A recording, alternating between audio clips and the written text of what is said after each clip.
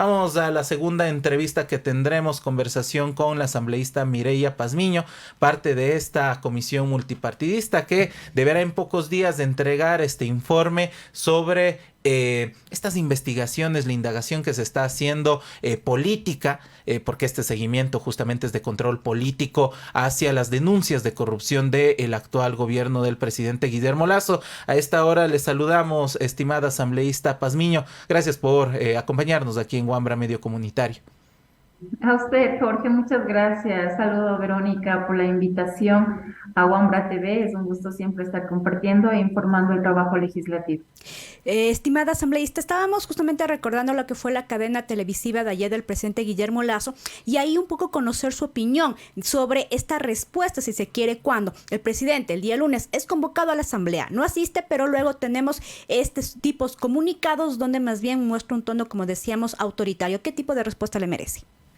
Sí, realmente el mismo tono, un tono autoritario, prepotente, prácticamente impidiendo que se den estos tipos de investigación dentro del periodismo, diciendo que esto es algo, no sé cómo le dominaba, libertinaje es la palabra que utilizaba, al mismo tiempo también amenazando las investigaciones que se ha dado tanto en la Fiscalía como en el Consejo de la Judicatura, un presidente que está descontrolado. Eso es lo que salió o se manifestó el día de ayer en esa cadena radial. Un presidente que a un medio de comunicación que está haciendo una investigación le sale a amenazar directamente.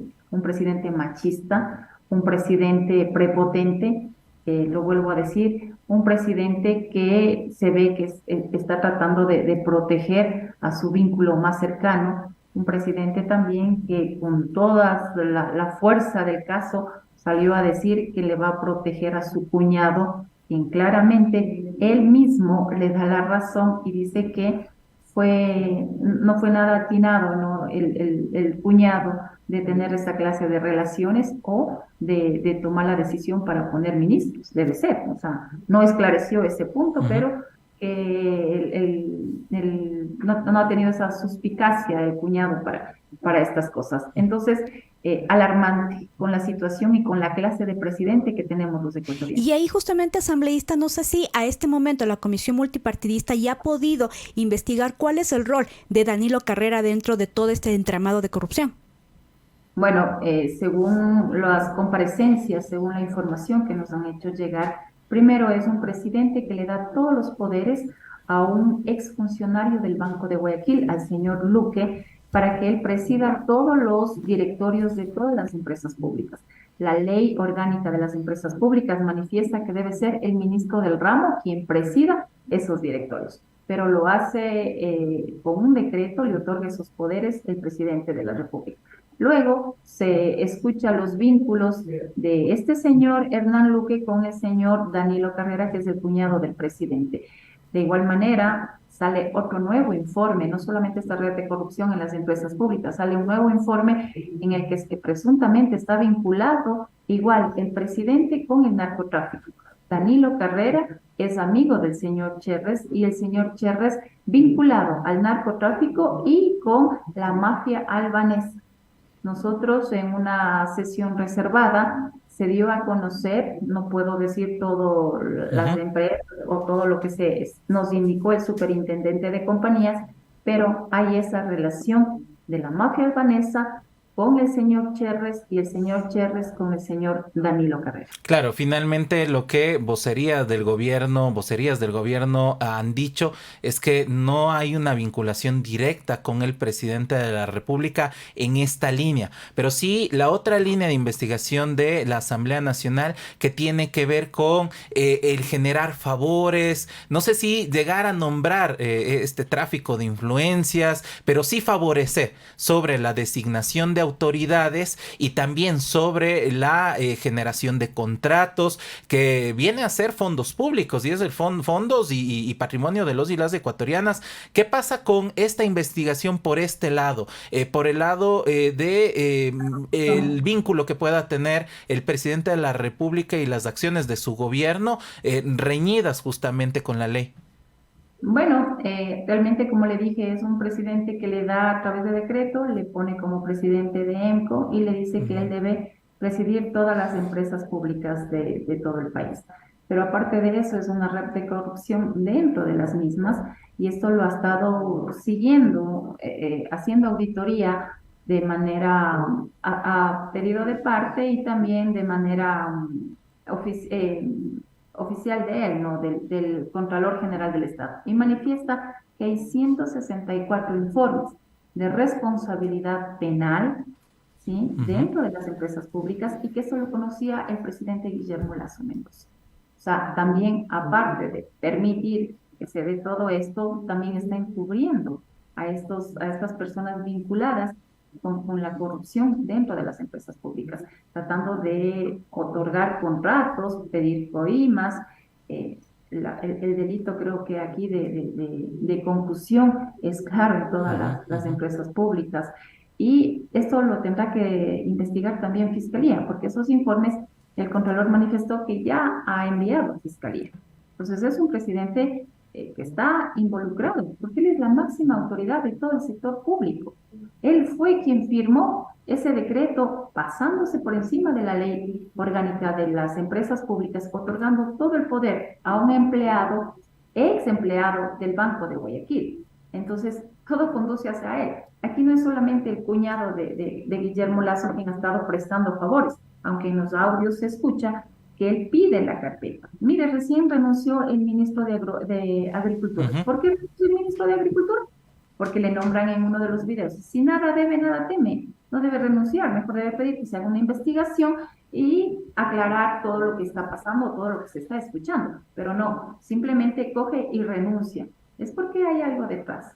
Entonces, no es solamente que le ha estado recomendando. Él lo puso porque él está pidiendo que le dé a él el currículum, y así como otras autoridades también.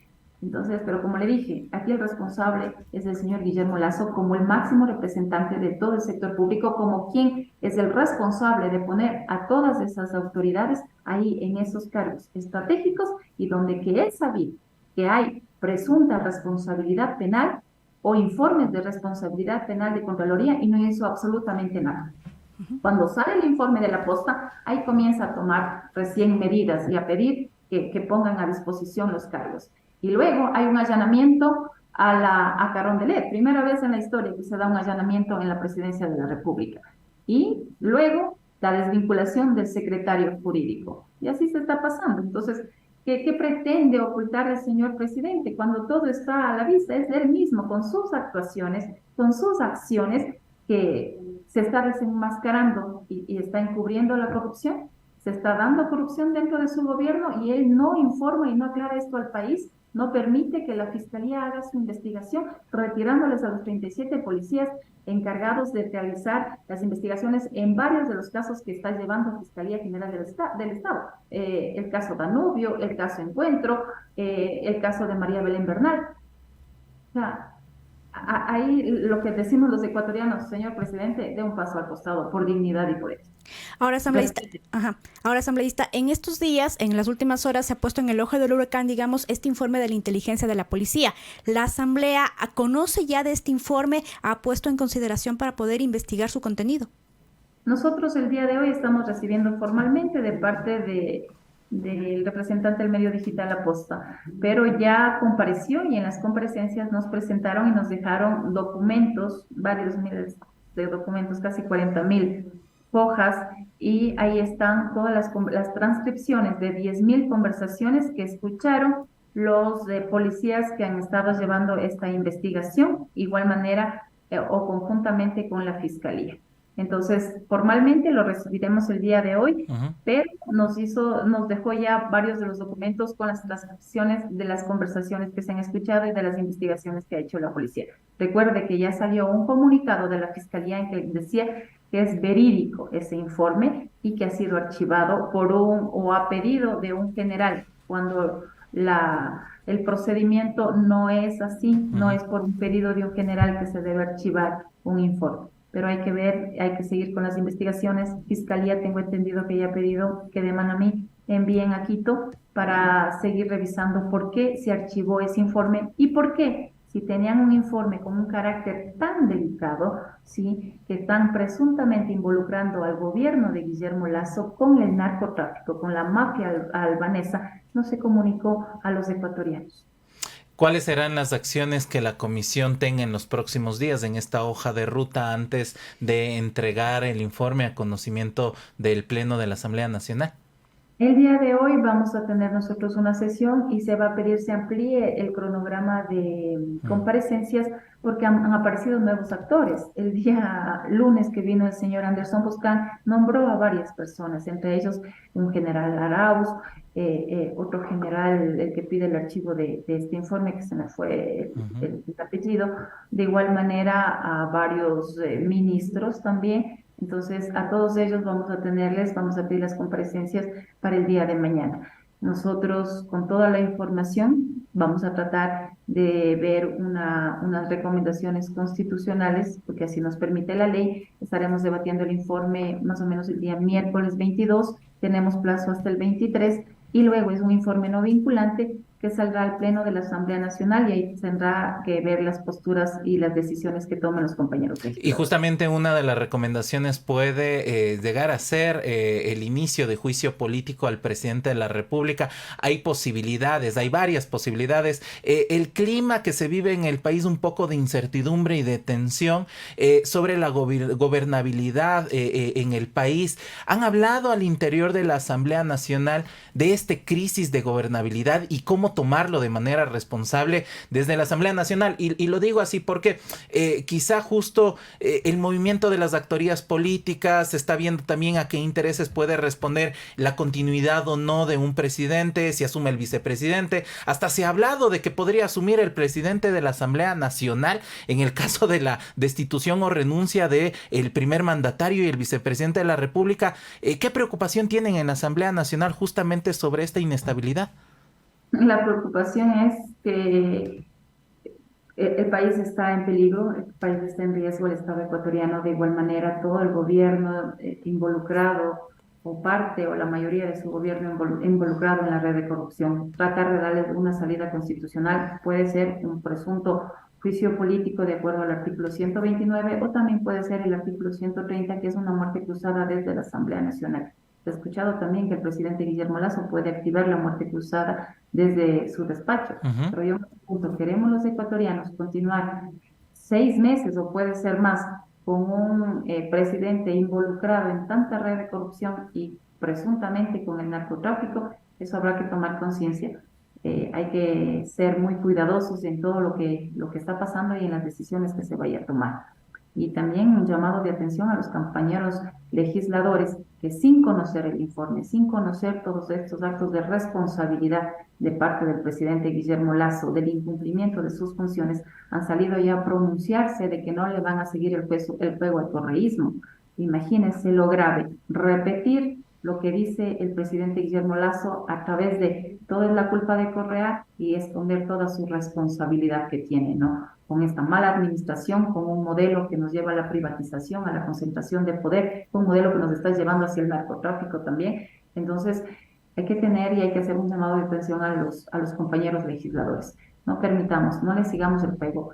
Ya han votado varias veces apoyando algunas decisiones de, por ejemplo, en el juicio político al Consejo de la Judicatura. Y ayer en cadena nacional sale el presidente a decir que es la justicia la responsable de liberar a 2 narcotraficantes, cuando él o la bancada de gobierno fue quien protegió que no se dé ese juicio político. Y de igual manera, a algunos compañeros que me da a veces hasta vergüenza y recelo decir que también fueron compañeros del movimiento Pachacuti quienes apoyaron a que no sean censurados los vocales del Consejo de la Judicatura y que ahora salen a decir que van a proteger al gobierno de Guillermo Lasso. ¿Cómo les verán los ecuatorianos sabiendo que les dieron un voto de confianza para que defiendan y sean la voz de ellos aquí en la Casa de la Democracia, cuando todos los ecuatorianos le han dicho no, señor Guillermo Lasso, no queremos que nos siga gobernando, de un paso atrás por dignidad y por ética?